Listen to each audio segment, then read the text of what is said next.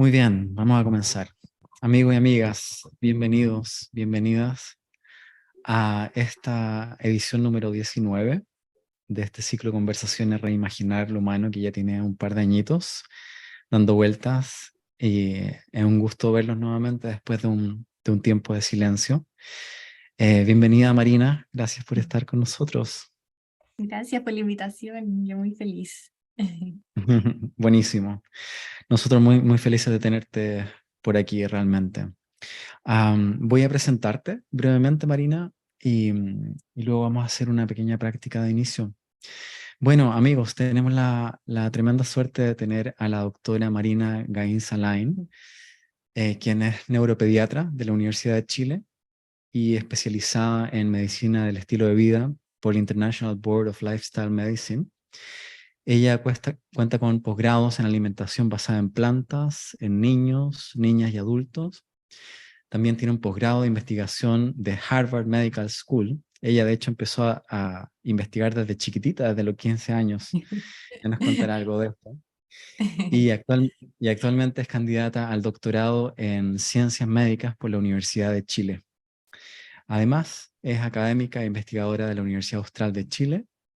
Está acá en Valdivia, como estoy yo en este momento, estamos en la misma ciudad. Y ella posee experiencia como docente en diversas universidades, llegando a ser expositora en diferentes congresos y conferencias. Además, Marina, además de su labor clínica, ella ve pacientes a diario y también hace docencia en distintos lugares. Ella también es divulgadora en ciencias, en parte por eso está aquí hoy. Tiene un podcast precioso, que se llama Sembrando Sembrando Salud. salud. Está buenísimo, me escuché todos los episodios en este último par de días. Para escucharme también. Y también ofrece algunos cursos en su plataforma sobre alimentación basada en planta y otros temas relacionados. Bienvenida, Marina. Muchas gracias por la invitación. Yo muy feliz. Yo, bueno, admiro también mucho el trabajo de Gonzalo y esta plataforma que tiene también que donde han hecho charlas y conversaciones maravillosas, así que feliz de participar. Súper. Quiero chequear con la gente si se nos escucha bien. ¿Estamos ok de sonido? Perfecto. Genial. Entonces, vamos a comenzar con una práctica. Siempre comenzamos con 3 minutitos de práctica para asentar un poco la mente y el cuerpo y abrirnos a lo que vamos a experimentar. ¿Ok? Así que, muy bien, te invito a tomar conciencia del cuerpo.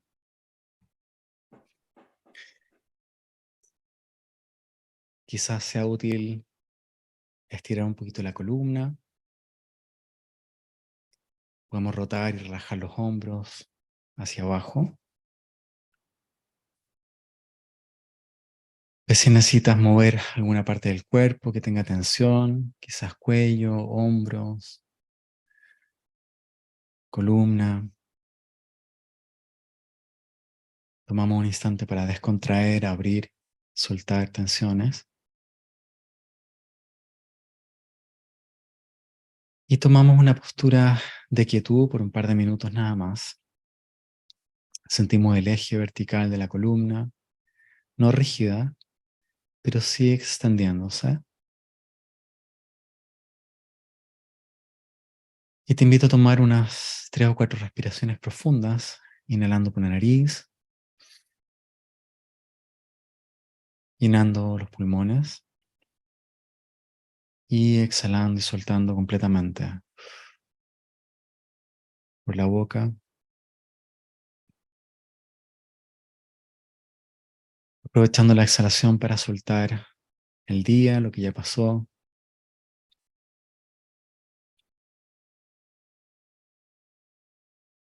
y haciéndonos disponibles al encuentro.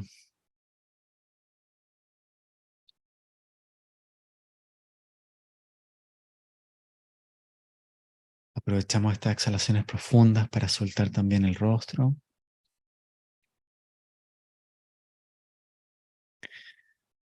Y quizás para dibujar una muy, muy leve sonrisa que nos recuerde que estamos con amigos, practicando, aprendiendo, y podemos sentir esa calidez de aprender juntos en un espacio seguro.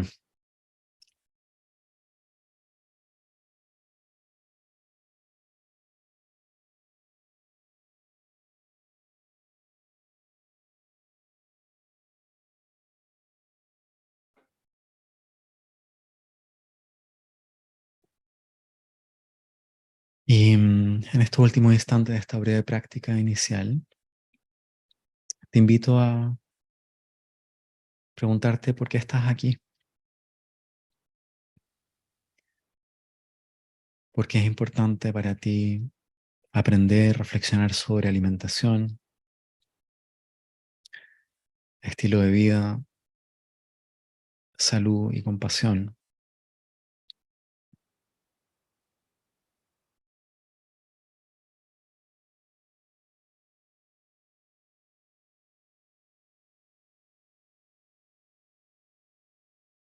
Nota cómo el tema de hoy quizás conecta con algún valor importante para ti, quizás con algo que quieres manifestar más claramente en tu vida.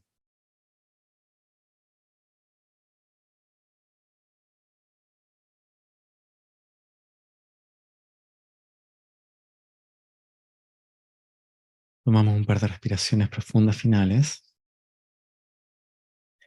sintiendo el aire entrando y saliendo plenamente del cuerpo.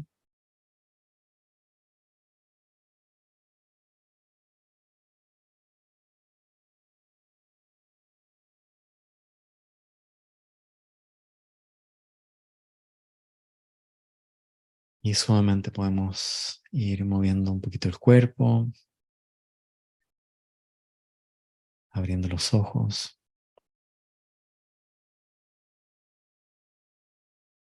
y conectando con el espacio.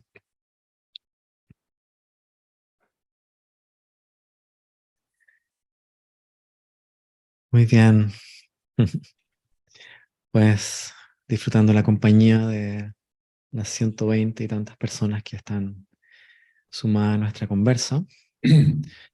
Hacemos un salud con el té entonces. Salud. Estaba preparada. Bien, Marina. Bueno, has hecho un montón de cosas en tu todavía corta existencia.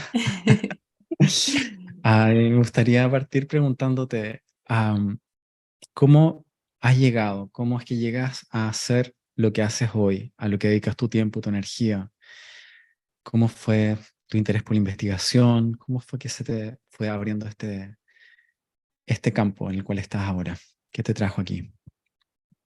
Súper. Yo creo que partió desde la curiosidad, desde muy pequeña. Siempre me llamó la atención como entender el porqué de las cosas, cómo funcionan, como ir un poquito más allá, ¿cierto? En, en el porqué, en las explicaciones. Y desde muy chica, como contabas tú, me metí en investigación. A los 15 años empecé, había un evento que era una feria antártica escolar y dentro de eso uno podía mandar como algún proyecto de investigación. Entonces yo hablé con una profesora del colegio y me dijo, sí, pero ¿cómo lo vamos a hacer acá? Como que no teníamos las herramientas, entonces ahí me conecté con profes de la U que yo creo que me encontraron tierna, ñoña, no sé, ahí, pero me Una nerd, aceptaron y total. sí, y me aceptaron y empecé a investigar con ellos y eso fue en biología marina. Y bueno, y ahí mandamos ese trabajo, terminó ganando el premio, fuimos a la Antártica, fue súper bonito. Entonces desde ahí como que quedé Mm, muy interesada y me abrió como harto la mente y las posibilidades, esa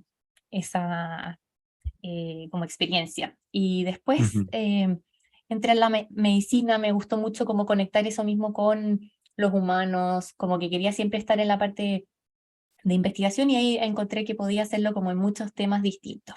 Y ujú. ahí me empezó a interesar como la parte del cerebro y me fui entre medio, ¿cierto? Ahí a hacer el posgrado en investigación en Harvard, pero todo siempre fue como en la parte más de la neuropediatría Y después por un cambio en mi estilo de vida fue que llegué a la medicina del estilo de vida, que en realidad en esos años anteriores como que no sabíamos mucho de esto y tampoco era algo que existiera como una especialidad. Ujú, Entonces fue más bien ya titulada porque yo quise hacer cambios en mi alimentación, que empecé a estudiarlo. Y de hecho em, partió un poquito porque rescaté una perrita ujú, y al rescatarla me empecé a cuestionar como, chuta, yo la estaba cuidando como mi hija, se había convertido así como en lo más importante en mi vida y al mismo tiempo estaba comiendo otros animales, entonces ahí me empecé como a cuestionar esto y dije, chuta, ya bueno. Quiero quizás dejarlo, pero me empezaron a surgir todos los mitos ya siendo médica, como pero me voy a enfermar, me va a dar anemia, me van a faltar ujú, nutrientes, todas estas cosas que uno siempre escucha. Y ahí me puse a estudiarlo. Dije, ya, bueno, si lo voy a hacer bien. Y en realidad empecé a encontrar evidencia de que incluso era mejor para nuestra salud y que nos ayudaba en muchas cosas, a prevenir muchas enfermedades, a tratar algunas. Mi estilo de vida y mi calidad de vida empezó a cambiar, entonces ahí fue que me metí a llevar como toda mi carrera más hacia la parte del estilo de vida y lo fui ujú. conectando por medio em, de distintas cosas que fui descubriendo como la microbiota, etcétera, con el mundo del cerebro. Entonces así fue como llegué un poquito a esta mezcla desde mis Ujú. intereses personales y un poco de lo que estaba armando antes. Súper. Entonces, bueno, vamos a hablar de la Morita más adelante, porque es importante la historia. Pero tú cuando estabas estudiando medicina, estabas en un momento donde tu propio estilo de vida no era congruente con una visión de salud más integral. Tú estabas Mm, sufriendo de algunos problemas de salud que te mm, hicieron como cuestionarte tu estilo, además del sí, tema animal, que vamos a totalmente. hablar de eso después. Sí, ¿Puedes contarnos un totalmente. poquitito de eso? Ujú. Bueno, yo dentro de la carrera en general tenemos un enfoque súper como, ¿cierto?, a lo farmacológico, a un poco a tratar los síntomas y tenemos muy romantizado em, el no cuidarnos tanto como que en la misma carrera de salud, o sea, estaba, ¿cierto?, todo el sistema de turnos, toda la alta exigencia, dormir mal, como que todo eso es parte del estándar y como de lo esperable. Entonces, pero aparte de eso también yo tenía muy poco priorizado mi estilo de vida y me estaba enfermando bastante, tenía una disbiosis intestinal importante, tenía muchos síntomas gastrointestinales, vivía con migrañas, tenía migrañas con auras visuales, neurológicas semanalmente, que yo Wow. le echaba como la culpa a los turnos y cosas así, pero en realidad después igual desaparecieron cuando cambié mi estilo de vida y a pesar de que seguía con turno, tenía el colesterol altísimo, en 250 más o menos, que yo culpaba que era como una hipercolesterolemia familiar, pero que también después lo logré revertir. Me estaba ahí acercando a la resistencia a la insulina, tenía 15 16 kilos más de peso también. Entonces, hartas cositas que estaba en realidad, y me sentía muy cansada, me sentía muy... em, como sobreexigida, como que sentía que el cuerpo no me acompañaba al ritmo que yo quería llevarlo como en cuanto a mis estudios y todas esas Mm, cosas. Y cuando empecé a cambiar el estilo de vida fue como impresionante que al final me empezó como claro, uno empieza no sé, incluso a dormir más, a comer mejor, a hacer más actividad física y a pesar de que tenía el mismo o menos tiempo, me permitía pensar mejor, estar más activa y como que todo me rendía mejor y a sentirme más viva también, a sentirme mm. como con una, no sé, como con una energía muy diferente. Y eso fue algo que fui sintiendo y revirtiendo aparte todas las otras enfermedades que te comentaba que me estaban pasando cuando estaba en el internado, como en el momento en que menos me estaba cuidando. Así que fue un Wow. cambio súper, súper impresionante para mí en realidad, vivirlo, sí. O sea, muy impresionante. Bajar Mm, tus migrañas, perder mm. unos 15 kilos, Desaparecieron, sí, revertir la hipercolesterolemia, sí, la resistencia a la insulina, o sea, un montón de cambios por el estilo sí, de vida. Imagino que eso fue un totalmente. tremendo empuje a ver el valor de una medicina más preventiva e integral. Mm, Y quería llevarte a ese punto, porque todavía acá, por lo menos en Chile, no es tan conocido el área de estudio de la medicina del estilo de vida. ujú, Entonces me gustaría que definieras para nosotros qué es la medicina del estilo de vida, en qué consiste, cuáles son sus pilares centrales. Perfecto. Bueno, la medicina del estilo de vida o lifestyle medicine, que es como se conoce en inglés, es una especialidad nueva, bastante nueva en el mundo. La creó como ya formalmente el Colegio Americano de Lifestyle Medicine. ¿Y qué es lo que trata? Esta especialidad trata en base a evidencia científica, que eso es súper importante, que son todas medidas que, claro, a uno le parecen medidas intuitivas, pero que tienen evidencia científica, a prevenir, tratar e incluso revertir enfermedades que dependen de los estilos de vida. Y Ujú, esto por medio de 6 pilares diferentes. Existen 6 pilares que son la alimentación, donde se recomienda una alimentación más basada en plantas y granos integrales, el deporte, donde, ¿cierto? O la actividad física, donde se potencia esto, el buen dormir, tener buenas relaciones interpersonales, el manejo del estrés y también evitar los tóxicos como alcohol, cigarros, drogas, etc. Entonces, dentro de esos 6 pilares existe evidencia que nos ayudan como a prevenir, tratar y curar todas estas enfermedades que son principalmente las cuales por las que nos estamos enfermando actualmente. Ya no nos morimos tanto de enfermedades infecciosas y cosas así, sino que más bien de infartos, de diabetes, de hipertensión, de ese tipo de cosas. Entonces, justamente estos pilares son los que atacan estas enfermedades. ujú. Súper, súper. Entonces, alimentación, deporte, sueño, relaciones Ujú, interpersonales, manejo del estrés sí, y tóxicos, ¿no? Esos tóxicos, son esos son los seis. 6. Ok, súper. Sí. Igual en tu consulta, por ejemplo, cuando aplicas la medicina de estilo de vida, entonces hay bastante educación en las Mm. personas y me imagino que sigues usando fármacos alopáticos cuando hace falta hacerlo, ¿no? Exacto, sí, totalmente. Lo rico es que más frecuentemente me ha tocado ahora quitar fármacos, porque uno va revirtiendo Mm, algunas cosas y se va y va mejorando, que tanto añadirlos. Así que eso es algo muy bueno, pero de todas maneras es una medicina que cae dentro de lo tradicional en el sentido de que usa como la evidencia científica, ¿cierto? Y que se suma como a los tratamientos farmacológicos, a todas las herramientas que tenemos en medicina, pero tratando de sumar, ¿cierto?, el factor más importante que es el estilo de vida a todas estas acciones. Entonces, como primera línea, o sea, por ejemplo, cuando uno ve un paciente con una resistencia a la insulina, primero probamos los estilos de vida y si no funciona, después agregamos una metformina y en paralelo seguimos con mm, los estilos de vida y así, como que es algo que se complementa súper bien. ujú. Esto que suena como tan simple e intuitivo, realmente bastante revolucionario para Mm, un enfoque donde las personas son pacientes y toman medicamentos mm, para enfermedades que son crónicas e irreversibles, ¿no? mm, Y, o sea, aunque yo soy consciente de esto que me estás contando ahora, yo mismo vengo de una familia donde todos tenemos colesterol alto, aunque yo no consumo productos animales hace mm, bastante tiempo, aún lo tengo. Donde hay una tendencia a la diabetes por parte de familia también, incidencia de demencia, y usualmente pensamos que estamos medio condenados por la genética, ¿cierto? mm. Em, y algo que dijiste que es bien clave es que esto no es un tipo de medicina que sea alternativa o complementaria, sino que es basada en evidencia. Y te quería Mm. preguntar cuál es la evidencia o qué tipo de evidencia hay respecto a cuál es la influencia genética y cuál es la influencia de nuestros hábitos de salud en, por ejemplo, nuestra longevidad o nuestro estado de salud en general. Súper buena pregunta. Hay estudios muy lindos sobre eso.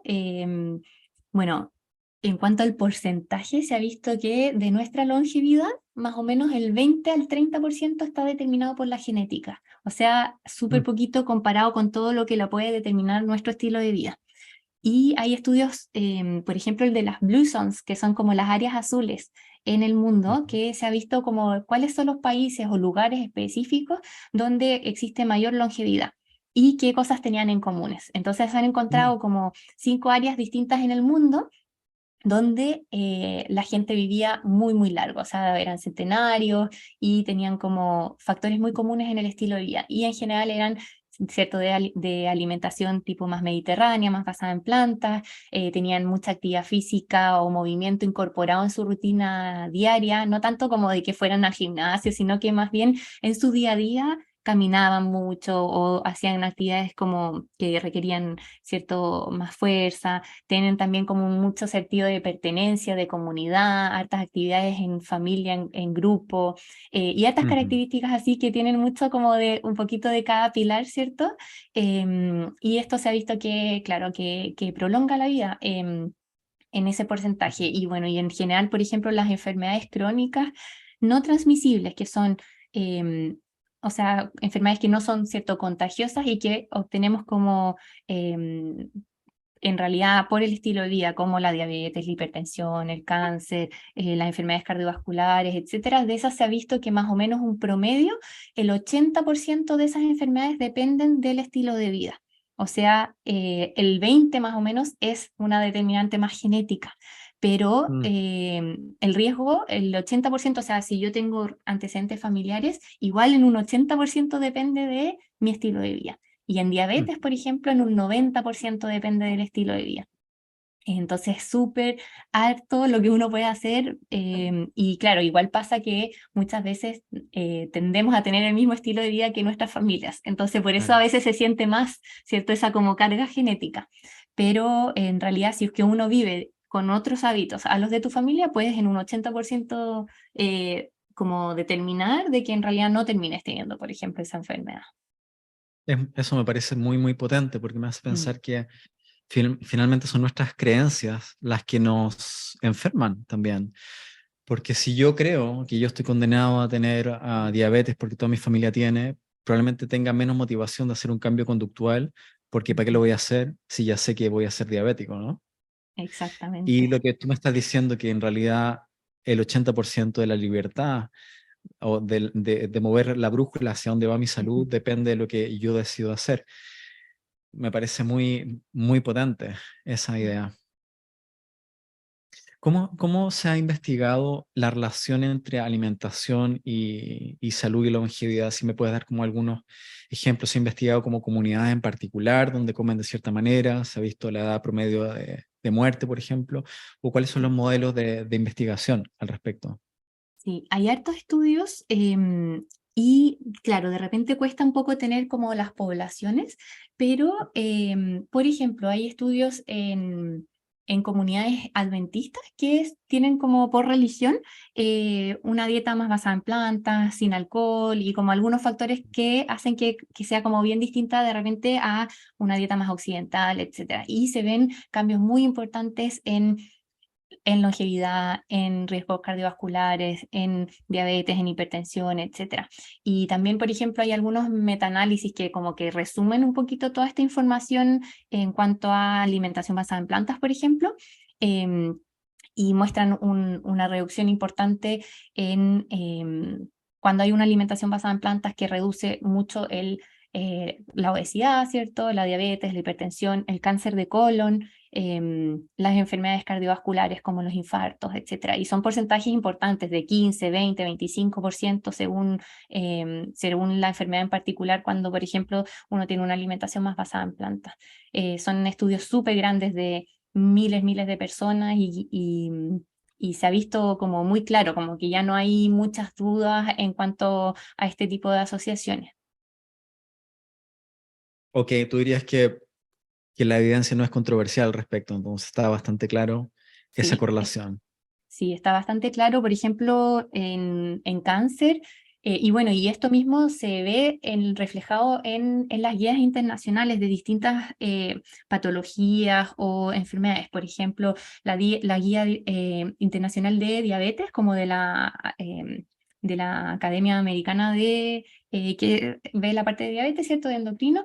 Su primera línea de tratamiento, una alimentación más basada en plantas. Las guías de cáncer, su primera línea de tratamiento, una alimentación rica en frutas, vegetales, granos integrales, legumbres, baja en carnes rojas, procesados, azúcares, etcétera. También las Mm. las guías internacionales de cardiovasculares del American College, ¿cierto? De cardiólogos, lo mismo, una alimentación como muy hacia el lado basada en plantas. No le podemos siempre pedir Mm, como un 100%, ¿cierto? A la población, pero son como para allá que se están dirigiendo. Y en eso hay muy poquita controversia y en realidad es como lo que están poniendo todas las guías, solo que de repente igual cuesta que llegue a a todos los profesionales y también ujú, al público general, como que ese proceso a veces demora un tiempito. Y lo que sí no es que sea necesario siempre un 100%, o sea, lo ujú, importante es como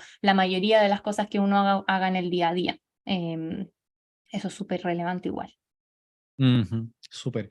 Y vamos a entrar en un momento más en profundidad en la alimentación, pero recordando que hay otros 5 pilares también, Mm, y me gustaría como preguntarte un poquito sobre el estilo de vida. ¿Cómo ves tú la salud? Es una pregunta súper amplia, pero ¿cómo ves tú mm, la salud en general de la población? Si dieras una visión panorámica o incluso desde tu perspectiva lo que te toca ver en la consulta, mm, ¿cómo ves al chileno o chilena mm, promedio? Y quizás como todas están en otras partes también, como en Estados Unidos, por mm. ejemplo, em, ¿cómo ves, qué ves que está pasando con los hábitos y con la salud de los chilenos? Es, es triste igual porque en realidad tenemos muy malos hábitos en general y está Mm, tan normalizado em, que, que nos acostumbramos a eso. Y es un poco lo que me pasaba a mí también. Yo no pensaba que era una persona que estuviese con alguna enfermedad o que estuviese como con un mal hábito de vida. Si a mí me preguntaban, yo decía que era sana y que estaba ujú, impecable porque eran cosas como que tenía normalizadas y hay harto estudio de eso igual, hay como que uno le pregunta a la población, por ejemplo, si tú te consideras saludable o no, o si comes saludable o no, y mucha gente en realidad piensa que sí, pero cuando uno va a los números y va al día a día, en realidad estamos súper lejos de eso y tenemos un ambiente también que lo propicia, o sea, estamos en un ambiente lleno de propaganda y de influencia y de ultraprocesados que son adictivos y cosas que hacen que mm, sea mucho más difícil. O sea, es eh, como que realmente hay que hacerlo de forma muy consciente para un poco ir como en contra de todo lo que te sugiere el ambiente en el que estamos mm. viviendo. Pero sí, y Entonces hay tenemos mucha una, patología ujú, por esto. Sí, tenemos y que una hay mucha autopercepción patología. distorsionada. Mm, Tenemos una autopercepción distorsionada que creemos que estamos sanos cuando quizás no lo estamos. mm, Y los números, tú no sé si manejas algunos datos como de, por ejemplo, porcentaje de sobrepeso, obesidad o mm. algún otro indicador de salud más macro. Sí, por ejemplo, en niños actualmente en Chile tenemos un 25% de obesidad infantil y un 29% más o menos creo que es de sobrepeso. Los cortes igual son en base a IMC, que uno dice, claro, no Sí. es un número tan relevante, ¿cierto? Pero igual reflejan una realidad y uno lo ve en la práctica clínica también. O sea, Mm, es más probable actualmente para un niño en Chile tener sobrepeso u obesidad que no tenerlo. Esos son como wow. los porcentajes y es aún más alto que en otros países internacionales donde esto es muy frecuente también. Entonces ahí, y es relevante, ¿cierto? No, em, que ahí no nos importa tanto la parte estética, ni el número, ni nada de eso, sino Mm, que hablando más de hábitos, de salud, de cómo nos mm. sentimos, de ese tipo de cosas, tiene súper alta relevancia. Sí. Wow. Si te entendí bien las cifras, Mm. sería un 54% de los niños son sobrepeso o Es 50 obesos. y, no me acuerdo si era 52, 53, algo así, pero Wow. 50 y poquito, sí. Wow. Mm, Ok. Sí, sí. eso me hace pensar, bueno, efectivamente, yo siento que estamos como en los consumidores, las personas estamos como en una encrucijada donde por un lado Mm, recibimos un montón de presión de una industria mm, alimentaria donde mm, cada vez saca más productos, ¿no? Altamente, sí, no sé si podríamos decir adictivos, como los sí, ultrapalatables, los ultraprocesados, con bastante grasa, azúcar, mm, sal, y de los cuales, no sé, como el reclame de Pringles, te comes una y te las comes todas, ¿no? Como están sí. diseñadas para generar ese craving. O Mm, sea, hay mucha presión de ese lado. Y por otro lado, hay una gran presión de una tremenda industria multimillonaria también de la estética, que te Sí. muestra, qué sé yo, yogur light con Mm, imágenes de vientre plano, por ejemplo, las mm, calugas, o qué sé yo, mm, los cuerpos perfectos, las imágenes de los influencers en Instagram, por mm, ejemplo. Y tenemos como esa doble presión por todo lado, ¿no? O sea, sí. estamos comiendo más chatarra porque, curiosamente, o no tan curiosamente, es más barato hoy en día comer chatarra Mm, que comer comida nutricia, ¿no? Y ahí mm, tenemos un problema social y socioeconómico también sí. que resolver. Y por otro lado, tenemos todos estos mandatos, digamos, sociales y de ideales de imagen, Mm, donde precisamente hay como casi un juicio moral de que hay cuerpos buenos y hay cuerpos malos, por mm, ejemplo. sí. Y ahí vemos un montón de sufrimiento, los psicólogos también, Mm, bueno, en los adolescentes, pero también en los adultos. sí.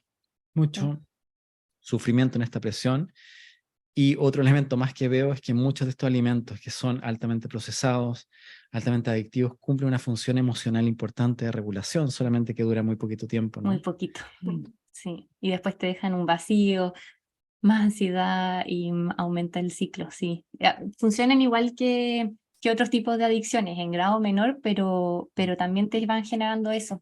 En niños, en la parte cerebral incluso se ha visto que esto va modificando el control de impulsos. Hay estudios en neuroimágenes, por ejemplo, que ven en niños que tienen obesidad, que se va modificando especialmente como zonas del área frontal que nos permiten también controlar, Wow. inhibir nuestras como impulsos, ¿cierto? Y que hacen que justamente sea después más difícil todavía controlar em, como estas decisiones. Entonces, incluso a nivel cerebral se han visto cambios cuando nos estamos, ¿cierto? Siempre rodeando con estas comidas más adictivas. Mm. Eso me hace pensar en, en cómo estas comidas tan atractivas, ¿no? Ujú. La comida rápida, alta en grasa, alta en azúcares y sales, Mm, van directo al sistema límbico, ¿no? mm, sí, Como lo que hacen los algoritmos de algunas redes sociales, como TikTok, por mm, ejemplo, sobre todo, pero otras también, es sí. la satisfacción inmediata, y efectivamente eso va bloqueando nuestra capacidad de tomar decisiones más desde arriba hacia abajo, como Mm, pensar qué es lo que me hace bien mm. a mediano y a largo plazo. Y a propósito de eso, te quería preguntar qué es lo que estás viendo en la consulta o cómo lo piensas tú, es el tema de la tecnología, de los Mm, teléfonos, de las redes sociales, en particular cómo trabajas con niños también, ¿qué impacto estás viendo ahí? mm. De hecho, bueno, yo estoy armando un poco, ¿cierto?, la medicina del estilo de vida infantil. Estoy tratando de armar, ¿cierto?, qué es la evidencia que hay en cada uno de estos pilares, porque hasta ahora siempre se ha visto más en adultos. Ujú. La medicina estilo de vida en todas partes que uno la estudia, etcétera, es en adultos. Y en infantil, dentro de los pilares de tóxicos, uno de los principales que estoy viendo yo es la parte de pantalla justamente, porque claro, Ujú. en adolescencia igual tenemos cigarro, alcohol, drogas, etcétera, pero cuando vemos los tóxicos desde la infancia más temprana, ahí el efecto que vemos es el de las pantallas y hay mucha dependencia y adicción y se ha visto su impacto también en el neurodesarrollo, se ve como esto disminuye, ¿cierto?, un poquito capacidades cognitivas, de capacidades sociales, de lenguaje, de distintas cosas como que están asociadas, ¿cierto?, a los distintos aprendizajes que se van mermando cuando estamos con tanta Mm. pantalla en los niños. Así que sí, se ha visto un impacto súper importante en ese sentido. Y también disminuye el juego libre, la creatividad y tantas otras cosas positivas cuando se da más el espacio, ¿cierto?, para Mm. aburrirnos un poco en la Ujú. infancia. Ujú. Sí, qué lujo tuvimos quienes pudimos aburrirnos, ya no mirando el techo, sin pantallitas. Mm, Y realmente es como un experimento social a gran escala, porque en miles de años de evolución como especie, tenemos apenas 15 años de redes sociales, ¿no? O sí, sea, es muy, muy, muy nuevo. Y, mm, y bueno, ya sin redes sociales, por ejemplo, era muy difícil la adolescencia, ¿no? Mm, Y todos los temas con la imagen corporal, el tema de pertenencia, la comparación, mm, multiplica eso por millones de espejos, ¿no? De sí, reflejos que opinan sobre ti, mm, básicamente. Bueno, hay que hablar del ciberbullying y todas esas demás complejidades. mm. Tienes un trabajo bien difícil, Marina, porque estás con, Sí. o sea, eres como un Quijote. Bueno, te voy a acompañar, somos un poco Quijotes también, Mm, yendo un poco contra molinos de viento gigantes que tienen grandes fuerzas económicas, industriales, ¿no? Trabajando, entonces, me gustaría preguntarte cómo trabajas esto. Por ejemplo, tienes una familia con un niño que está con sobrepeso. En la evaluación ves que el niño toma 1,5 litros de Coca-Cola al día, por ejemplo, y viene enganchado con eso hace tiempo. Em, en una casa donde las pantallas están ilimitadas, por ejemplo, el niño ya tiene su teléfono, por ejemplo, a los 10 años, pero está con síntomas el niño, ¿no? mm. Está enfermando. ¿Cómo haces tú ese trabajo?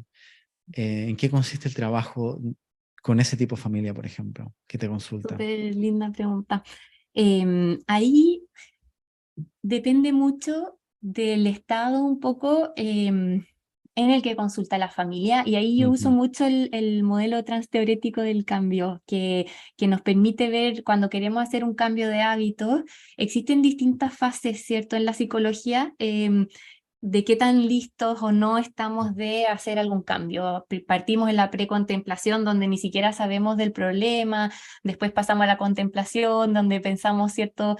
Podría ser, pero no es para mí. Después ya nos ujú, empezamos como a preparar, pasamos a la acción, y después ya nos tenemos que recuperar, o sea, como preocupar más de mantener los hábitos y ujú, no ir como más hacia atrás. Entonces, ahí es súper importante ver un poco en qué fase están los papás, ¿cierto? Ver en mm, ese mismo problema, y en caso del adolescente, etcétera, también.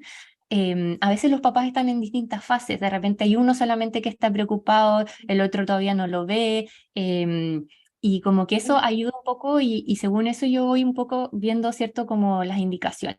En general siempre mm, pregunto de todos estos pilares, pero no siempre lo que se ve en la medicina del estilo de vida es que si uno también da muchos cambios y muchas cosas a la vez, tampoco logramos mucho, porque ujú, es abrumador, ¿cierto? Nos estresa y uno como que se siente superado. Entonces yo trato de elegir un pilar donde veo que voy a quizás a mm, tener más impacto, y donde también la familia ya está más lista para tomar acción, y ahí me centro al menos en esa primera instancia. Y, y según cómo veo a los papás, en cuanto a qué fase están, ¿cierto? mm. Me concentro más en educar, o me concentro ya más en dar tips, como cosas más prácticas para ya ir haciendo modificaciones. Si es que hay un papá que está muy todavía, ¿cierto? Que no quiere, me concentro más en la educación. Si es que ya están listos, me voy más a los tips. Y lo que es súper, súper Mm, importante en situaciones así es que el cambio y todas las indicaciones como de la medicina de estilo de vida infantil tienen que ser familiares. Eso es algo crucial, mm, porque no le podemos decir, ¿cierto? Al niño, entonces ya, entonces él no va a tomar Coca-Cola mientras todos están tomando Coca-Cola alrededor de él. Eso no sirve. ujú, Entonces ahí es súper importante que son cambios familiares, y por eso yo veo mucha consulta de la familia completa. Y los cambios familiares nos ayudan un montón en, en que sea algo normal de nuevo, ¿cierto? En la familia, que en la familia, por ejemplo, entonces solamente se toma bebidas para los cumpleaños, o como cosas así, ¿cierto? mm, Y regulamos el ambiente. Y cuando regulamos el ambiente es mucho más fácil decidir, porque es mucho más fácil decidir entre tres cosas ricas de frutas, ujú, etcétera, que si nos ponen una fruta, una papa frita, una bebida, una hamburguesa. Como que las ujú, decisiones con un ambiente así son mucho más difíciles. Entonces manejo mucho la parte ambiental, la parte familiar, pero siempre pensando un poquito en una acción primero. Y cuando ya logramos hacer cambios en una cosa, eso a la familia le genera orgullo, de logro, también te genera dopamina a nivel cerebral, ¿cierto? Es como lo logramos, mejoramos en esto, y ahí uno dice, ya, ok, ahora podemos tomar otro pilar o otra acción que pueda ir teniendo ciertos efectos positivos. Y de hecho, cuando ya logran una acción, muchas veces ellos mismos empiezan a sumar algunas otras, como solitos, porque ya se motivan y ya es algo que se les empieza a dar de forma un poquito más orgánica, pero eso es como la forma un poco en que lo voy direccionando. Buenísimo. Qué bueno y qué interesante esto que se use el modelo que viene en la psicología de James Sí, Prochaska de las fases del cambio. Quizás sí, voy a decir algo así muy brevemente para los que no sean súper. del ámbito. Este teórico se llama James Prochaska, estableció o investigó que las personas cuando hacemos un cambio conductual, por ejemplo, dejar de fumar, estamos en distintas fases respecto a la posibilidad de ese cambio. ¿No? Hay una fase precontemplativa en la cual todavía no estamos completamente seguros de querer hacer el cambio, sino que podemos quizás empezar a imaginar que algo así podría ser bueno para mí, ¿cierto? Mm. Luego está la fase contemplativa del cambio, donde ya voy como integrando ideas más claras de por qué podría ser bueno hacer el cambio. Luego viene la fase de preparación para la acción, donde ya voy tomando las medidas para prepararme para hacer la acción de cambio. Esto sí, recuerdo bien, ¿no? Luego está la fase de acción, que es el cambio en sí, pero la acción no es como el final del camino, porque después, efectivamente, como decía Marina, está la fase de mantenimiento, Mm. que muchas veces es más difícil que el cambio en sí, es mantenerlo en el Sí. tiempo. Y creo que también se incluía una fase de lidiar con las recaídas, pensando Ujú. que las recaídas son normales y esperables en un proceso de cambio conductual, para lo cual la psicología de la compasión es muy importante también, el reconocer que a todos nos cuesta cambiar hábitos, ¿no? Entonces, Sí. naturalmente va a ser distinto acompañar a alguien a generar un cambio si está recién pensándosela en una fase contemplativa, a cuando está listo para la acción o cuando ya inició la acción y está necesitando apoyo para la mantención, por ejemplo. Eso me parece Sí. súper, súper hábil. Y luego también quiero resaltar de vuelta lo hábil que es no apuntar a todos los pilares de cambio, sino que focalizarse en uno, porque la función ejecutiva no da para tanto y nos agotamos al introducir muchos cambios al mismo tiempo. Y algo te escuché decir en un podcast también, es que tampoco necesitamos siquiera ese pilar hacerlo perfecto, sino Mm. que dar algún paso en la dirección de la salud. Sí. Es como un poco la Sí. idea de cambio mínimo que pueda traer la sensación de satisfacción que Mm. luego me entusiasme a ir incorporando algún otro cambio. Es un Exacto. poco así. Sí, totalmente. Y me encanta que menciones lo de la compasión porque es súper, súper importante en la mantención y en el, ¿cierto? Cuando volvemos a caer, como lo destacas tú, em, porque no podemos vivir cambios de hábitos de forma perfecta, nadie los hace de forma perfecta y no es esperable y no es lo que uno tampoco solicita, sino que es súper normal que cuesten y lo importante es que la mayor parte del tiempo uno esté en dirección hacia un mayor bienestar o a tener un pilar, ¿cierto? Con mejores quizás características de las que Mm, teníamos antes y eso mismo, claro, como dice ahí Sofía, nos ayuda a nuestra salud mental, que es un mm, pilar en sí también, ¿cierto? Si es que nos estamos estresando por nuestros hábitos, estamos perjudicando también uno de los mismos pilares que nos ayudan en la prevención de todas estas enfermedades. Entonces eso es súper importante en cuanto a la compasión dentro de este modelo. mm, buenísimo. Am,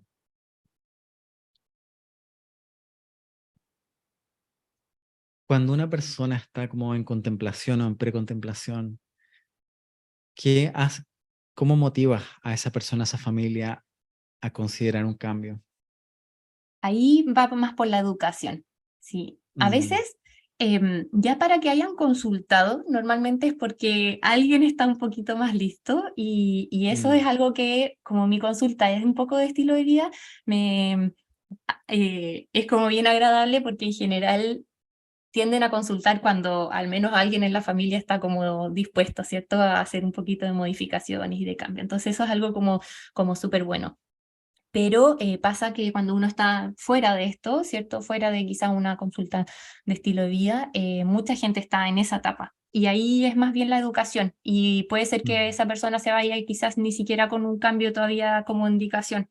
Pero desde la educación uno siembra una semillita que después de repente puede llegar y diga así como, ay, ya, ahora sí puede ser que pueda mejorar tal cosa, o como que hay que darle tiempo también a esas personas, porque em, para pasar de fase se necesita más información y también tiempo de ir madurando mm, esas ideas. También uno no quiere pensar de repente que quiere cambiar ¿cierto? Hay cierta negación, también puede haber cierto orgullo en algunas cosas que uno dice, no, yo lo estoy haciendo bien.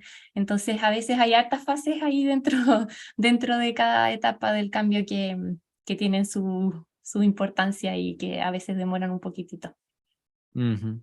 Súper.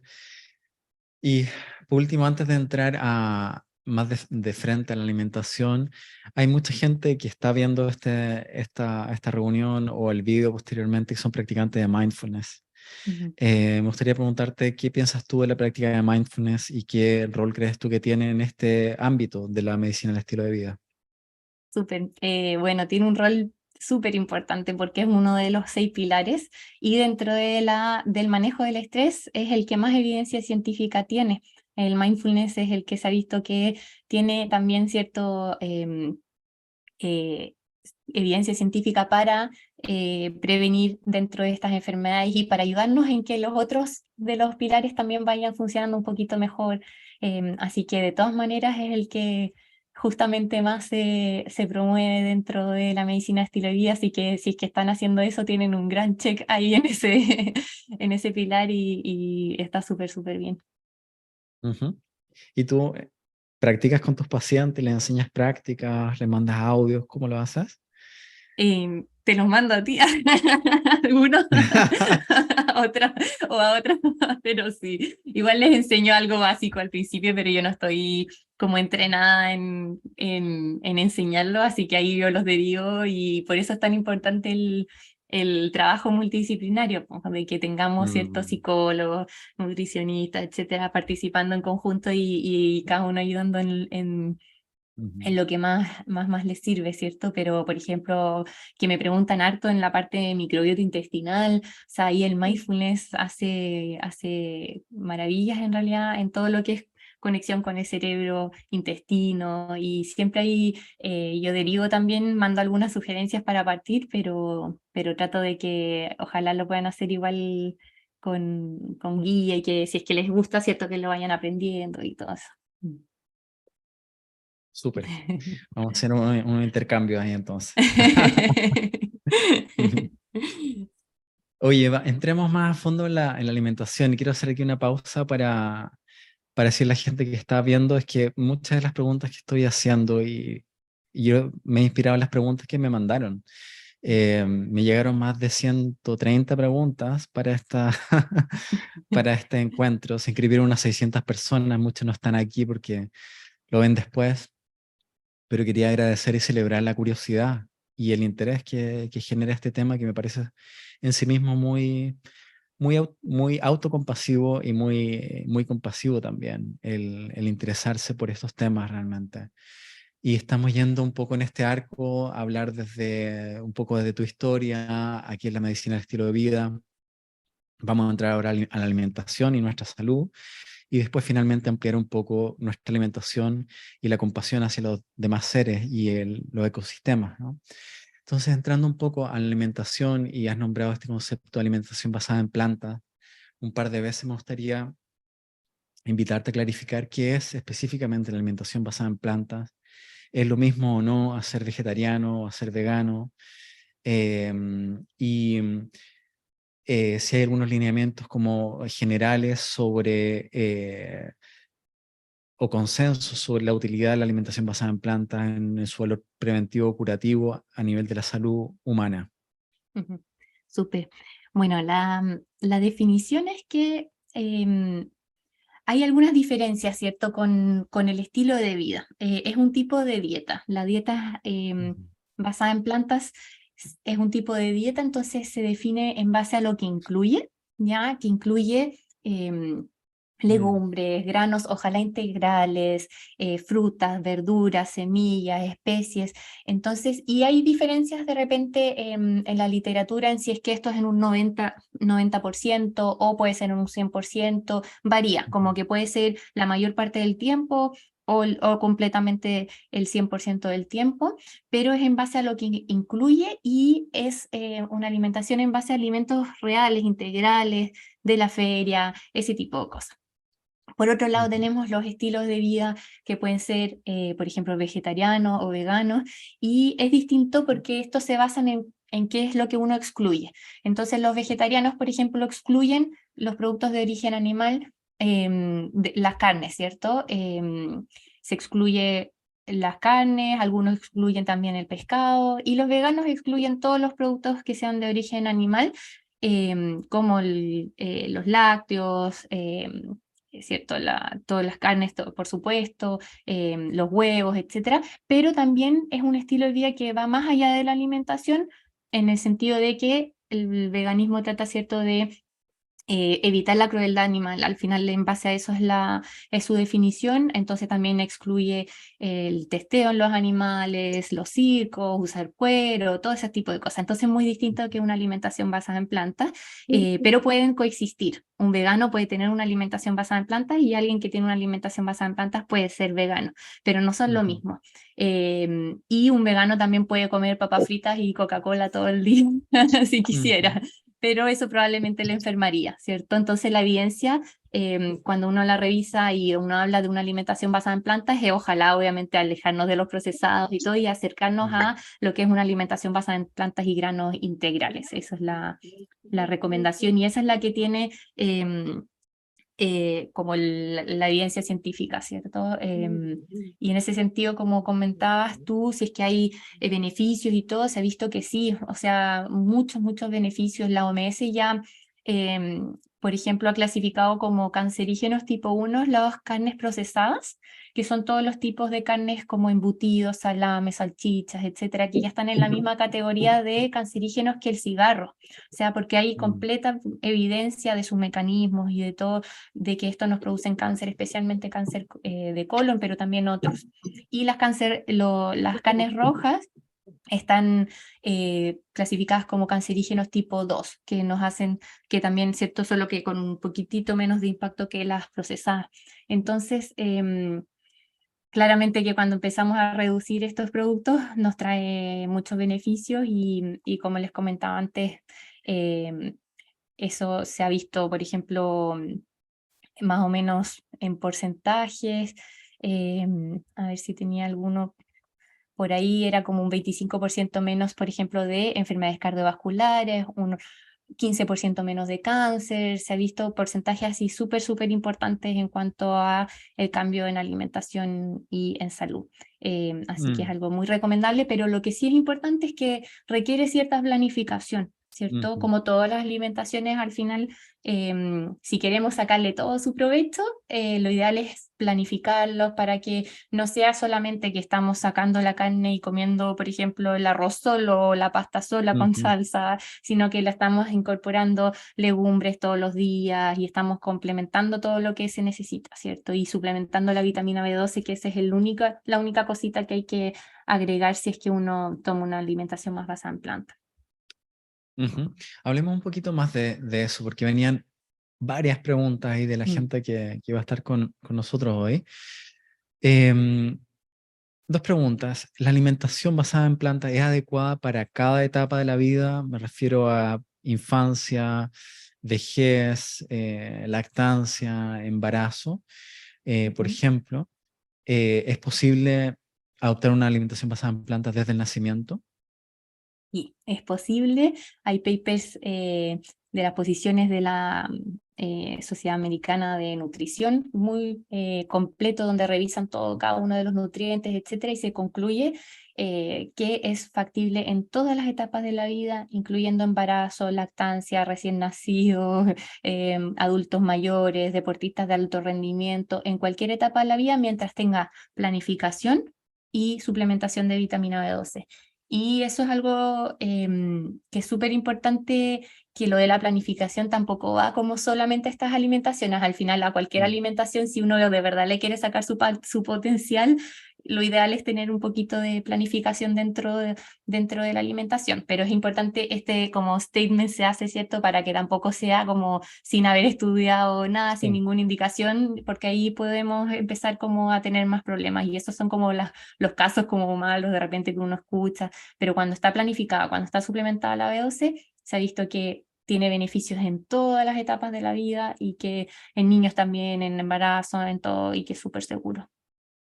Esa es una distinción súper interesante, ¿no? Porque eh, dicho de esta forma, daría la impresión de que quien no tiene una dieta basada en plantas, sino que come de todo, digamos, está bien alimentado. Mm. Y Y no claramente no es el siempre es caso así. por todos los datos que propusiste antes. O sea, Sí. el hecho de que más del 50% de los niños esté con sobrepeso o obesidad Mm. no es porque hay un montón de niños veganos, digamos. No. Es, digamos, que Sí. algo está pasando con Mm. nuestra alimentación tradicional, habitual, Sí. que está generando un montón de problemas metabólicos, los síndromes Mm. metabólicos tan famosos ahora, ¿cierto? Sí. En todas las edades, ¿cierto? Ujú.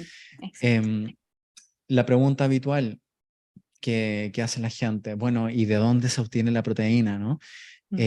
Realmente tú como médica, ¿ves que es tanto problema esto de conseguir la proteína Ujú. Súper buena o no es? pregunta. Ujú. Mira, cuando tú reemplazas la carne por una legumbre, por un tofu, por un tempe, por un seitán, por carne de soya, por cualquier producto, ¿cierto? Con proteína, que tenga proteína vegetal, en adultos un cuarto del plato, y eso es suficiente para tener las proteínas en el día, ojalá 2 veces al día, o sea, en el almuerzo y en la cena, un cuarto del plato nos da la proteína suficiente. Y los estudios poblacionales que evalúan la proteína en omnívoros, en vegetarianos, en veganos, al final ven que siempre llegamos a los niveles de proteína y que no hay Ajá. mucha diferencia entre grupos, como que, y también es importante que Mm, más si es que aún agregamos arrocito integral, tenemos semillas, tenemos, o sea, la proteína no está solamente en la carne o las legumbres, todos los distintos vegetales, etcétera, tienen proteína, solo que en distintas cantidades. Entonces uno cuando se hace la suma y uno come más o menos diverso durante el día, siempre llega y pocas veces es mm, como que solamente cuando hay como un déficit calórico importante es cuando estamos como mm, teniendo realmente déficit de proteína o cuando nos estamos eliminando un grupo de alimentos y no lo estamos mm, reemplazando con nada. Pero muy rara vez es problema y se llega súper bien a los requerimientos. Más bien el problema es la fibra en la población actual, como que es un nutriente que, o sea, como la fibra se ha visto que no es un nutriente, ¿no? impacta. En sí. Claro, sí, no es un nutriente, me confundí como Mm, en la palabra, pero es como un compuesto, ¿cierto? Que está mm, solamente en la pared celular, entonces está solamente mm, en las plantas y ujú, nosotros actualmente se ve que la fibra, por ejemplo, determina mucho, mucho nuestra salud, o sea, cuando tenemos un mayor consumo de mayor a 25 gramos de fibra, por ejemplo, al día, revertimos y reducimos un montón de riesgos de hipertensión, de mm, diabetes, de enfermedades cardiovasculares, de todas estas que estábamos hablando. Y sí llegamos muy poquitas veces, por ejemplo, a la fibra. Entonces siempre estamos como preocupados de mm, la proteína, pero muy pocas veces de la fibra. Y en realidad, por ejemplo, en Chile el promedio de fibra de consumo al día es como 12 gramos, cuando mm, recién 25 para arriba andamos bien. Entonces eso es algo que debería estar preocupándonos un poquito más y es algo que deberíamos ir como pensando más. Y la fibra aumenta cuando aumentamos las cosas vegetales, especialmente integrales. mm. Qué interesante. Am, claro, de alguna manera venimos en un arco, ¿no? Donde de pronto comer bien fue quitar Mm. supuestamente la fibra de los alimentos y Mm. comer refinado, ¿no? Sí. Comer el arroz blanco en vez del Mm. integral. O sea, le quitamos el salvado de la fibra a un montón de alimentos y Mm. eso, bueno, tiene muchas consecuencias a nivel digestivo, ¿cierto? Pero Sí. también em, hace que tengamos más picos de glucosa, ¿no? En Glucosa, sangre, sí. porque no ralentiza el proceso de absorción de Exacto. la O glucosa. sea, a un grano le sacamos la cáscara para que quede el arroz, por ejemplo, el arroz integral, en la cáscara tiene la fibra, la proteína, minerales, y estas se las sacamos y quedamos con el arroz blanco, que es principalmente solo el carbohidrato que se absorbe rápidamente, ¿cierto? Que por ahí va un poquito esto como de los carbohidratos son malos porque lo asociamos mucho como al carbohidrato blanco refinado, pero cuando comemos Ujú. el grano integral, este se absorbe lentito, viene con proteínas, viene con fibra y tiene muchos beneficios, solo que nos acostumbramos a la comodidad un poco de que el arroz blanco se cocina más rápido, que Ujú. es cierto que la digestión a veces es más rápido, pero también la fibra nos da mucha saciedad. Entonces, eso es un Mm, cambio súper importante de aumentar como todo lo integral, eso ayuda mucho. mm. Súper. E imagino también comer la fruta entera en vez del Exacto, zumo sin la fibra, por ejemplo. sí. Súper. Respecto a los lácteos, Ujú. ¿necesitamos lácteos para la salud ósea? ¿Necesitamos leche? ¿Es natural que tomemos leche? Somos ¿Es necesario, indispensable? sí, somos la única especie en el mundo que toma leche de otra especie. Partiendo por ahí es algo que uno de repente no lo tiene normalizado, ¿cierto? La leche es calcio, pero en realidad imagínense si tomáramos leche, no sé, de jirafa o de otra especie, como que lo encontraríamos muy extraño, ¿cierto? Como por qué necesitamos eso. Pero como lo hemos normalizado, lo tenemos muy incorporado como sinónimo de calcio, pero Mm, se ha visto que no es necesario, que el calcio está en muchos otros alimentos, o sea, en muchas verduras, en el brócoli, en el cale, en las legumbres, en los granos integrales, en las semillas, en muchos otros alimentos, y de hecho hay estudios poblacionales enormes, publicados, por ejemplo, mm, en el New England, que es como la revista más top de medicina, que muestran que los países que más lácteos consumen tienden a ser los que más encima tienen más fracturas y peor salud ósea. Entonces, en realidad se ha visto que hay un efecto ahí medio contraproducente y se están bajando mm, las dosis de recomendación en cantidades de calcio. Y al final también se ha visto que mucho más importante que el calcio en la salud ósea es que tengamos buenos niveles de vitamina D, que hagamos deporte, porque independiente de la mm, cantidad de calcio, si nuestra vitamina D está bajita, si no hacemos deporte, eso no se termina fijando en los huesos y al final no sirve de tanto. Entonces, ujú, por ahí también se están desmitificando cosas súper importantes y se está viendo, ¿cierto?, que pareciera que no fuese tan así que lo necesitemos mm, tanto. Que al final lo que necesitamos es un poco de calcio junto a deporte, vitamina D, etcétera, más que una leche en particular. mm. Wow.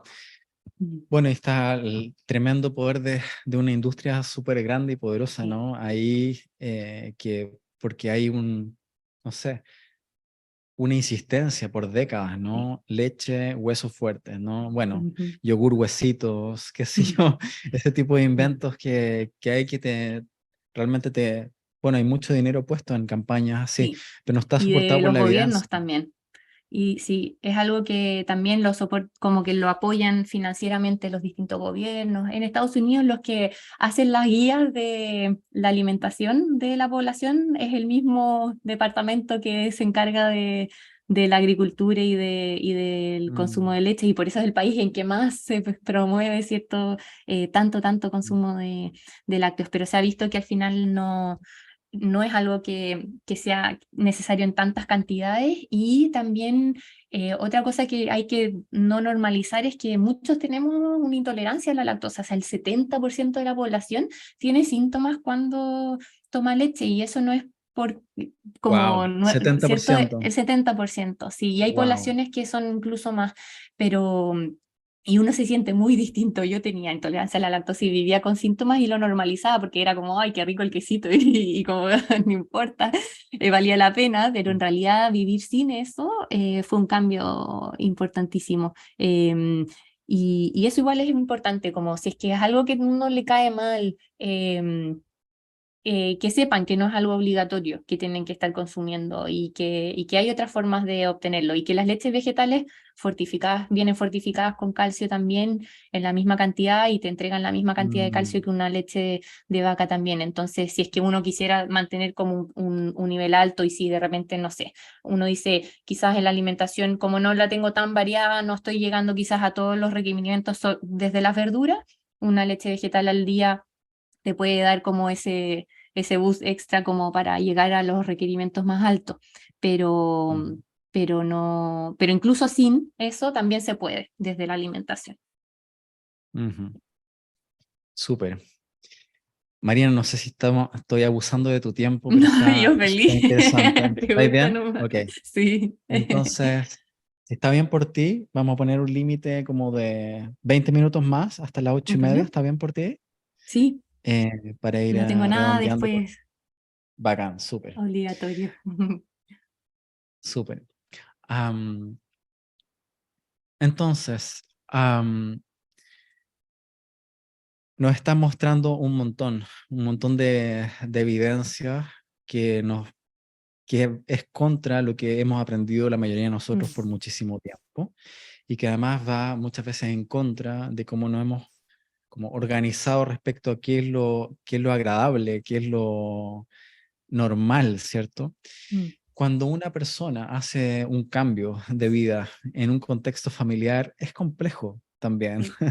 sí, sí. Yo también lo tengo por experiencia propia, ¿no? Igual. Si uno cambia de hábito en un contexto donde se come harta carne, se hace el asado, etcétera, ¿cómo, no sé, cómo apoyas tú a las personas que están en un contexto donde el sistema familiar no tiene tanto esa sensibilidad Mm, hacia cambiar el estilo de vida? sí, qué buena pregunta. Bueno, a mí también me ha pasado, como comentabas tú, es muy frecuente. O sea, lo más frecuente es que si uno hace un cambio de estilo de vida, sea en un ambiente en el que todos los demás quizás no estén en lo Mm, mismo. Y, y de repente pasa, ¿cierto? Que eso trae conflictos o que al principio uno no lo sabe bien explicar o no sabe bien cómo darle el peso o de repente uno dice ya, no sé, cedo porque no quiero tener problemas, pero al final eso también me hace sentirme mal conmigo. Entonces ahí la compasión de nuevo es muy importante y creo que la comunicación en cuanto a que esto es importante para nosotros. Cuando uno le refleja, por ejemplo, a su familia que en realidad esto es importante para uno y pone un poquito ahí un límite, ¿cierto? El ambiente se empieza a adaptar hacia como al menos a, no sé, por ejemplo, a no molestarte o a tener una opción que puedas comer o cosas así. No siempre todos lo hacen y a veces eso puede ser un poco frustrante, pero ahí también uno, pensando en esta teoría del cambio, ¿cierto? Uno dice, pucha, bueno, tenés como que normalizar y ver que es gente que de repente está en esa etapa de precontemplación donde hay mucha negación, incluso hay gente que cuando uno dice que está haciendo un cambio como que se siente atacado porque piensa que como que mm, uno le está diciendo que entonces ellos igual deberían hacerlo. Y ahí es súper importante la comunicación. Y si es que uno tiene como dificultades en eso, buscar un poquito de apoyo, ¿cierto? Pero también a mí al menos me ayudó mucho el educarme sobre mis razones, como tenerlas muy claras y poder mm, explicarlas de forma calmada. Eso también me ayudó mucho con mi ambiente. Y sorpresivamente, cuando uno no está tratando tampoco de convencer a los otros, pero cuando te ven tan bien, o cuando ven por el ejemplo de que, uy, que en realidad qué rico, y que se podía cocinar algo distinto, etcétera, se empieza a contagiar y empieza de repente a funcionar mejor en el ambiente que cuando uno lo trata como de mm, contagiar o de imponer como de otra forma. Entonces ahí vivir con mm, un poquito con el ejemplo a veces sirve bastante, pero sí al principio creo que es importante como clarificar algunos límites y darle la importancia que requiere para que al menos como que no te funcione en contra, sino que sea mm, como que haya cierta tolerancia en ese ámbito. No sé cómo lo has visto tú ujú. también. Bueno, en mi experiencia, claro, yo dejé la carne el año 99, fue hace ya un Ujú, rato, y fue raro en mi familia de origen. Y más recientemente, en los últimos 5 años, he estado prescindiendo de los productos animales más del todo.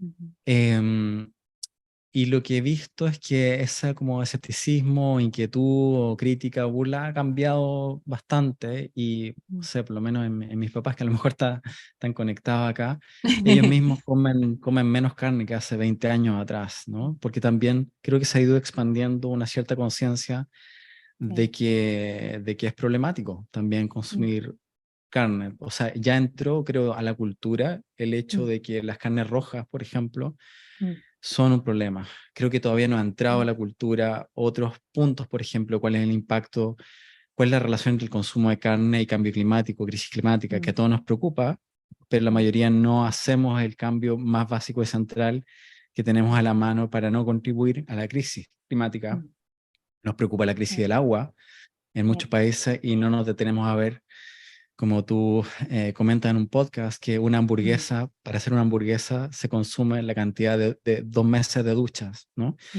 Y podemos estar acortando 2 minutos la ducha para ahorrar agua y si como carne me estoy ocupando muchísima, eso se le llama la huella hídrica, por ejemplo. sí, Entonces creo que los mensajes van entrando como por olas a medida mm, que hay tolerancia y creo mm, que es muy bueno que sea así en un sentido, porque creo que nuevamente creo que la compasión es importante y mm, cuando desde la mejor intención se va desde como desde un ánimo más belicoso, digamos, como mm, a generar como malestar en el otro, creo que eso tampoco ayuda y muchas veces genera el efecto contrario. sí, Y algo que me ha gustado mucho, lo que te he escuchado en tus podcasts, es este approach como gradual de ir a los cambios en la medida de que el sistema, ya sea la persona, la pareja, la familia, pueda tolerarlos mm, de una buena forma, digamos. Y sí, cualquier cambio en la dirección positiva es loable, incluso si no es un cambio sí, perfecto. exacto, sí, Entonces, totalmente. ese punto creo que es súper importante. Y a propósito de eso, ¿cómo,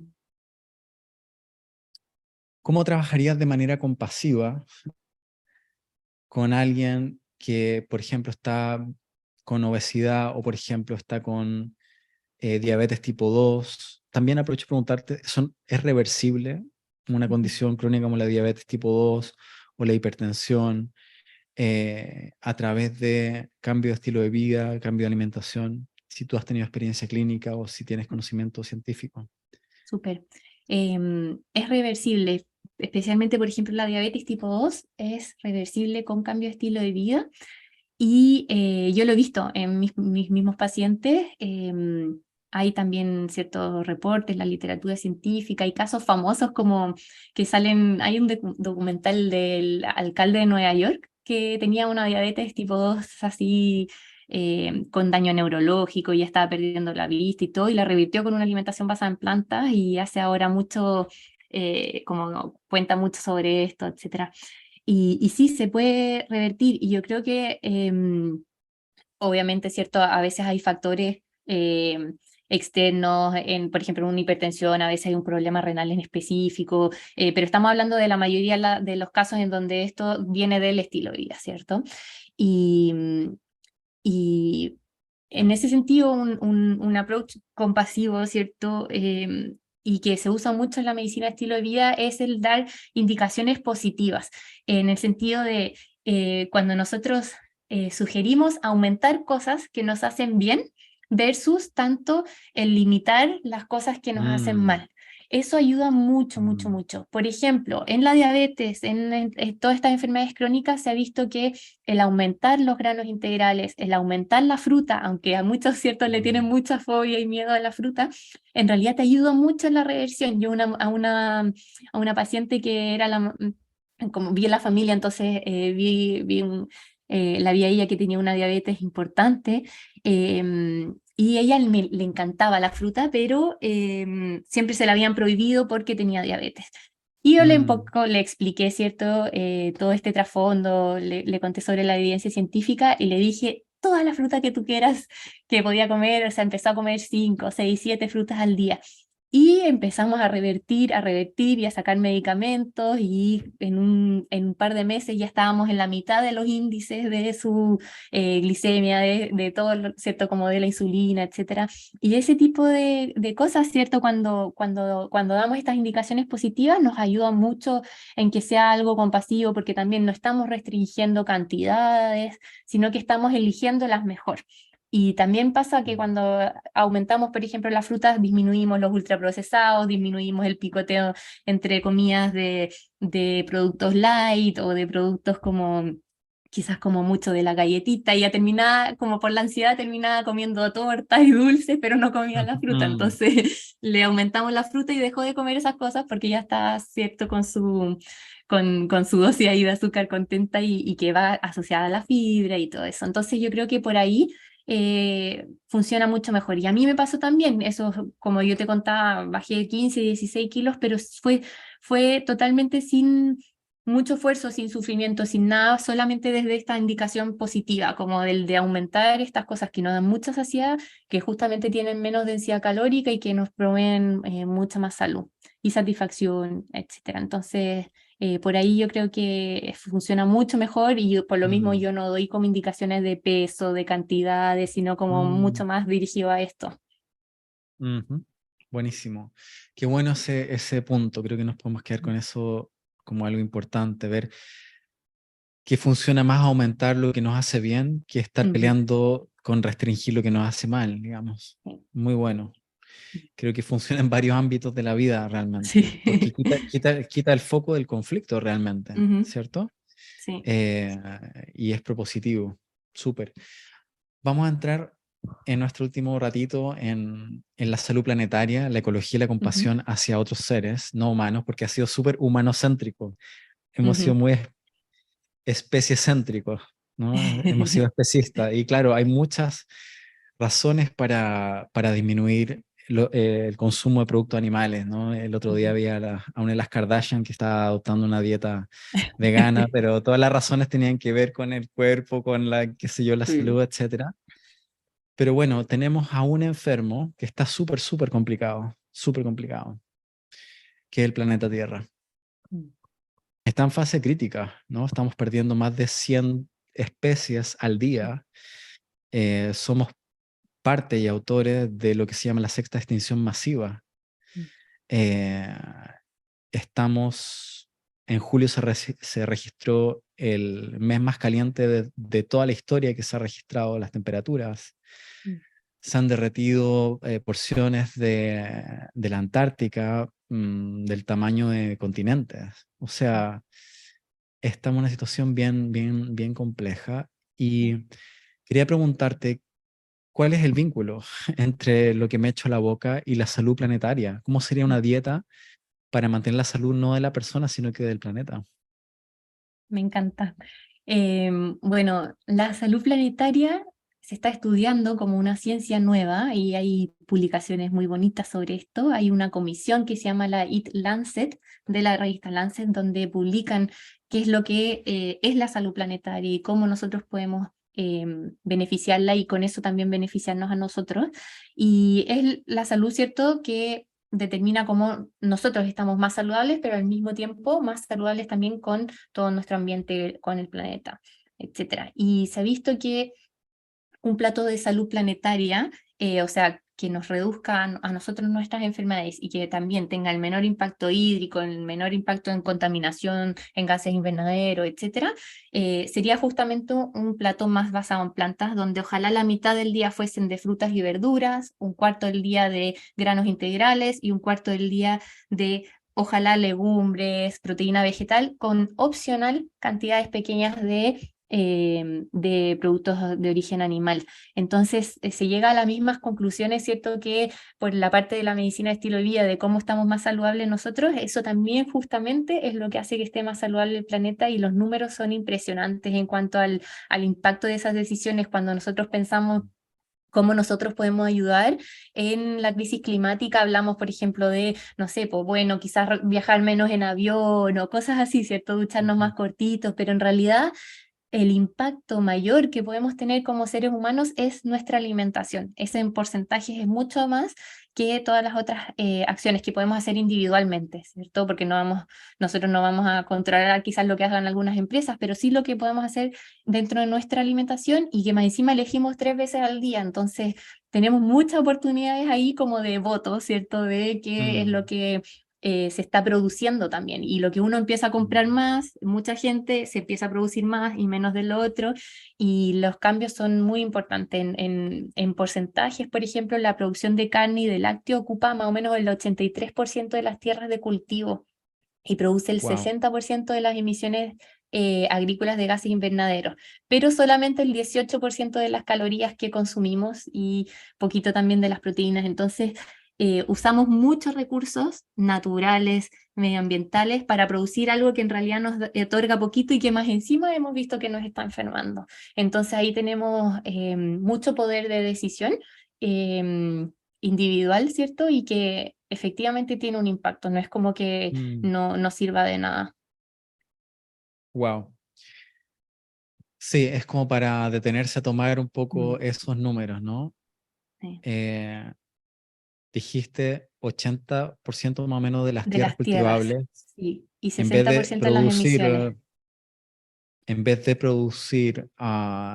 calorías Mm, y proteínas basadas en plantas que pudiera alimentar a mucha gente, mm, es para alimentar ganado mm, que luego produce muy poca cantidad de efectivamente de las calorías o las proteínas efectivas que necesita la población. exacto. Escuché este dato también de que el 91% de la deforestación de la Amazonía Mm, es para la ganadería. sí, sí, así Y es. otro, También otro de la dato que también me soya, da de la soya, esto te iba a decir que sí, parece el que tres setenta y cuartos de la siete por producción de ciento soya, el Sí, 77% setenta y de la siete por producción de ciento de la soya. soya en el mundo es para al final dársela a los animales para después comerlos, pero que te da un porcentaje muy poquitito de proteína. Solo el 19% de la soya que se produce en el mundo es para consumo humano directo. Entonces ahí también los mitos, ¿cierto?, de que la soya es un monocultivo y que puede tener efectos negativos, en realidad, claro, pero porque lo estamos produciendo en cantidades tan enormes para alimentar a billones de animales que después matamos para comer. Entonces, los porcentajes son súper, súper impresionantes en cuanto a lo medioambiental.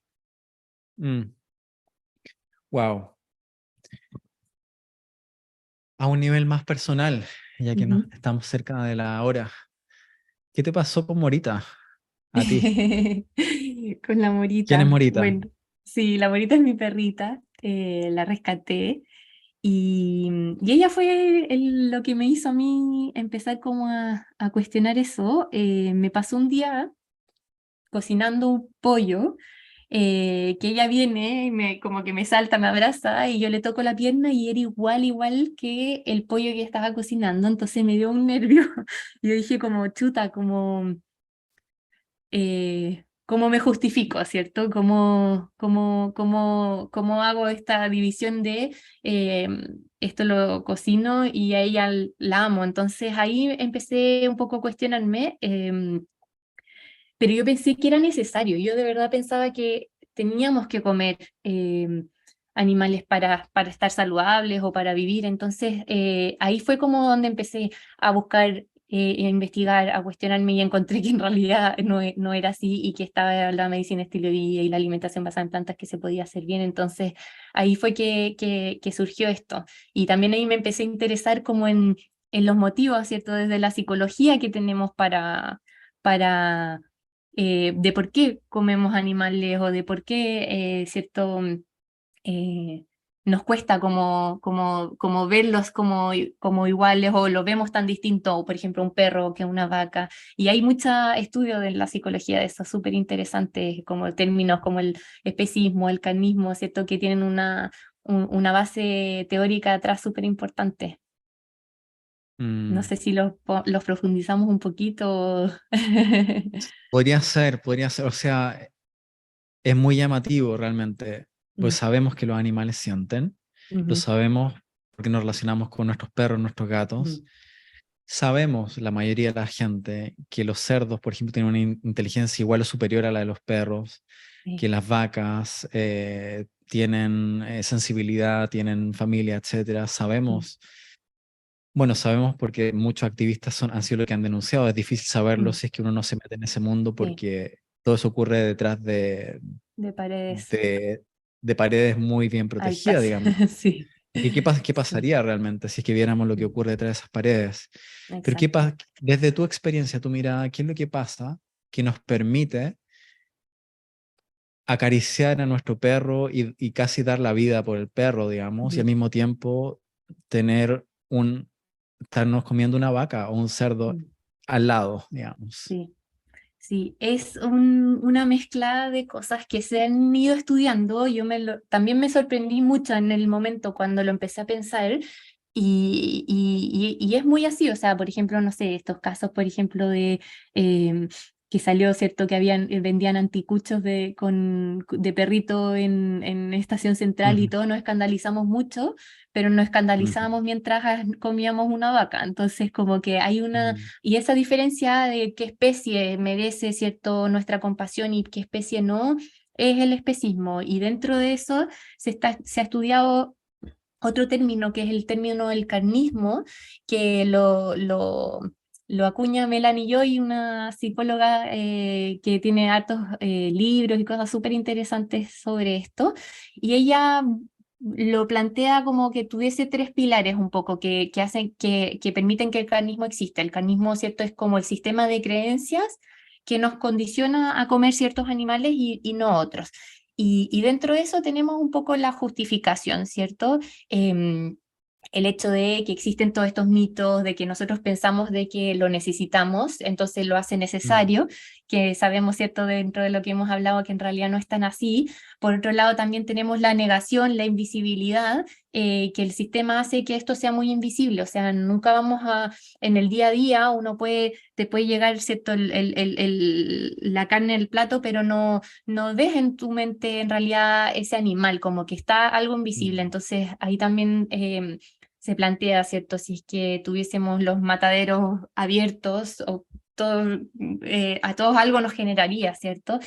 mm, Pero como está invisible, un poco lo tenemos muy apartado de nuestra mente. Y por el otro lado está otro pilar que es la disonancia cognitiva, que nos hace clasificarlos, por ejemplo, como objetos, o sea, cuando hablamos de cabezas de ganados, de animales de producción que tienen su numerito en la oreja, que no tienen nombre, ¿cierto? Versus la morita, por ejemplo, mm. tiene le damos, ¿cierto? Es una persona, A digamos. una persona casi, ¿cierto? Como un Ujú, nombre.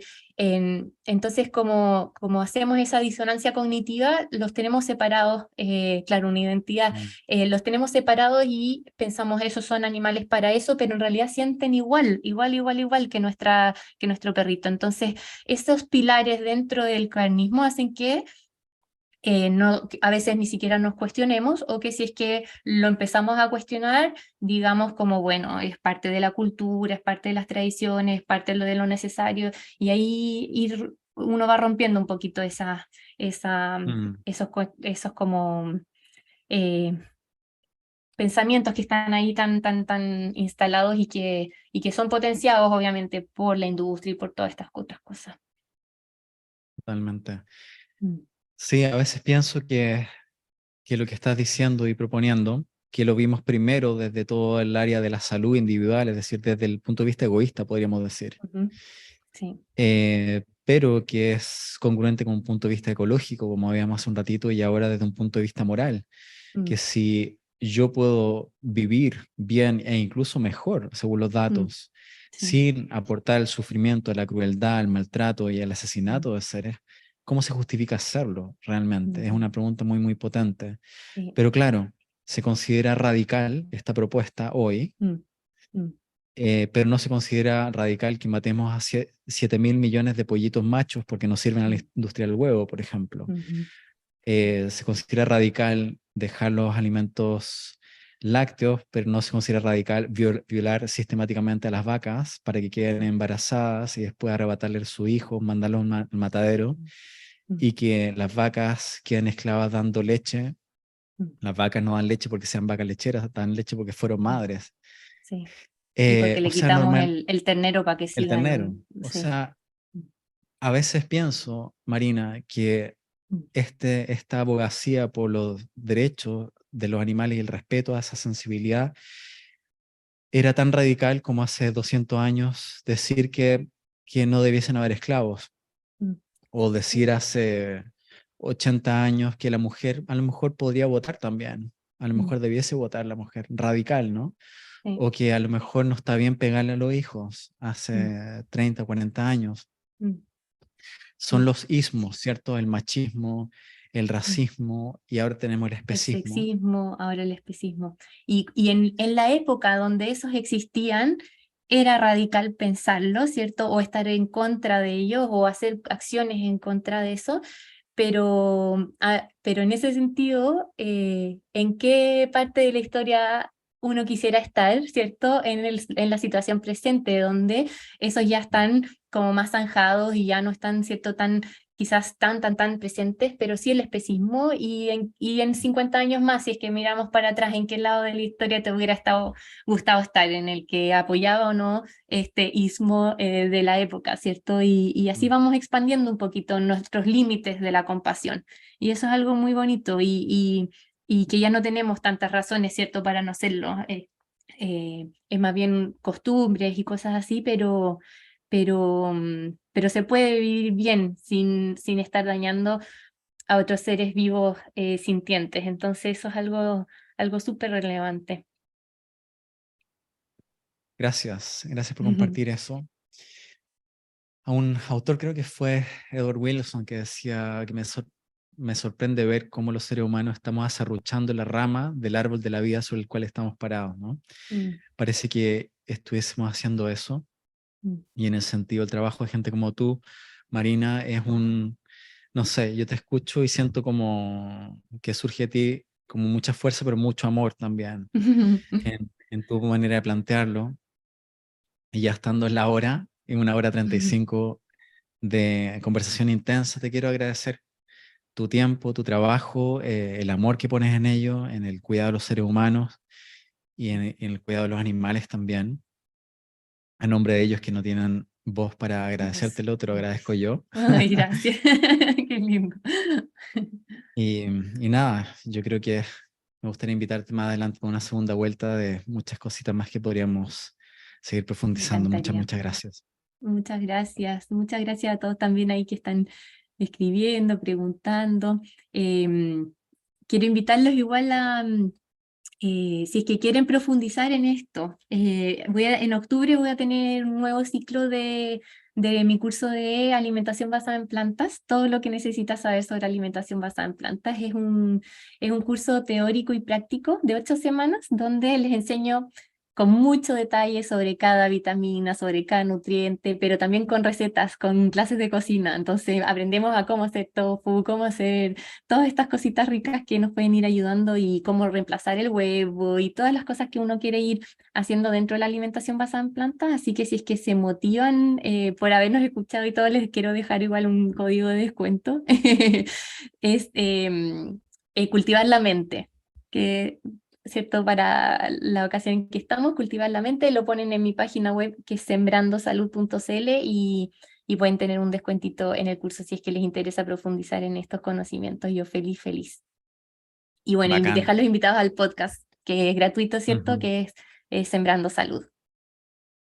Muy buen podcast y tremendo curso. La gente que lo ha tomado sale transformada y cambiando su vida de manera muy bella.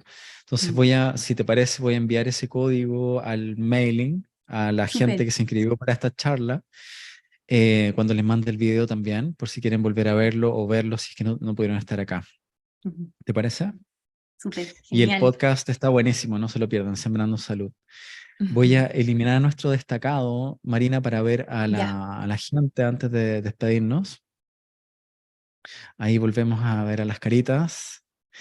Amigos, los Mm. que estuvieron acá, esta hora 40, este round Sí. intenso, gracias por estar, por el interés. Vuestra presencia acá significa todo. De hecho, no haría esto si es que no hubiera gente como ustedes que estuviera interesada en expandir la mirada y reimaginar cómo podemos comer, cómo podemos vivir, cómo podemos sanarnos personal, relacional y socialmente. Así que muchas, muchas gracias por estar aquí. Y si gustan pueden abrir los micros también para despedirse. Muchas gracias. Muchas Gracias. gracias. Muchas Gracias. gracias. Muchas gracias. gracias. Mujeres. Gracias. Gonzalo, Gracias. Chao, chao.